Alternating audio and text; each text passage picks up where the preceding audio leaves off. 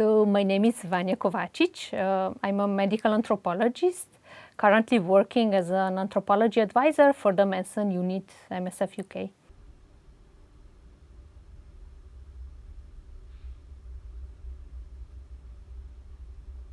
I joined MSF in 2010 as a field researcher in a Kenyan mission looking into access to care for HIV patients.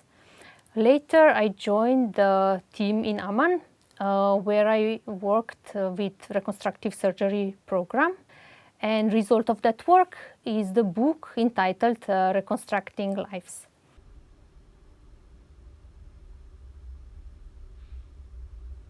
When I joined the program, it was the 10th anniversary of the program, and there was a genuine interest to collect feedback from the patients. The program is very much focused around improving the mobility of the patients and their functionality.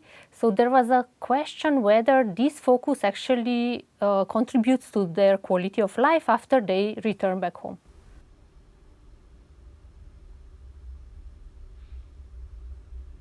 So the study was conducted through extensive fieldwork in Jordan and Iraq. In the first phase, I was spending periods of time inside of the hospital observing interactions between staff and patients. And in the second phase, I shifted my attention to patients, and I was visiting them in their homes. So the result was over 170 interviews with both victims of war and staff working in reconstructive surgery hospital, and also hours of observations. My personal experience with it, I can say that the interviews were probably the most demanding that I've done in my career as a field researcher, because occasionally patients described quite graphically the acts of violence. In Iraq, the fieldwork was also quite challenging because of the security situation. So occasionally we needed quite a lot of flexibility, our research team and also participants, to find the right time and place to meet for the interview. Some participants were not comfortable of receiving us in their homes because this could disclose their connection to the organizations.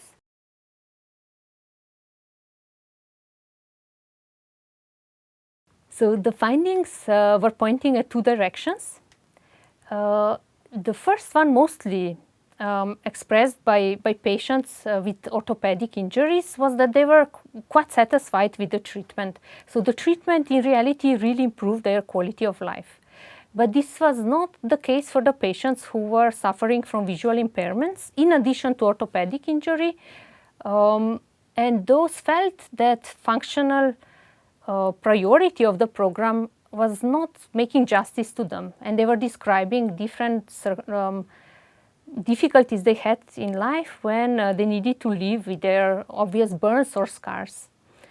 So they were suggesting for the program to actually take this into account and put more emphasis into visual improvements, or at least open a space for them to express their difficulties.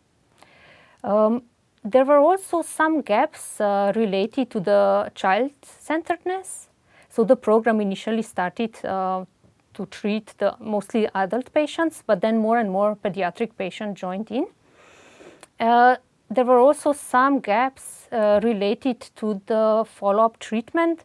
So some of the participants I met a couple of years after they were discharged from the hospital still suffered from depression. They didn't have any kind of psychological follow-up.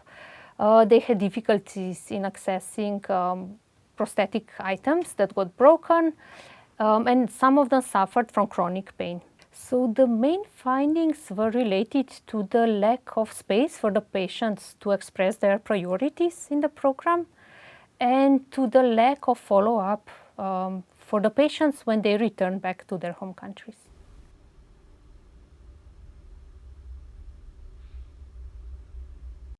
Through my limited observation and through my eyes, of course, the The limitations we haven't yet started to see because the patient-centered approach has not been yet systematically implemented.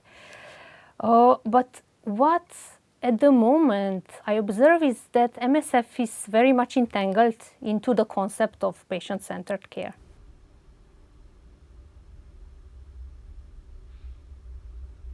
So this is not simple to answer. I can only share what helped us when we were attempting to implement patient-centered approach in Amman Hospital. So what was really guiding us was undeniable feedback from the patients. We also had very open and supportive leadership, willing to take on the challenge of change. We had enough expertise and motivation in the team, and we involved all the patients. We involved patients in all the steps that we were planning to take.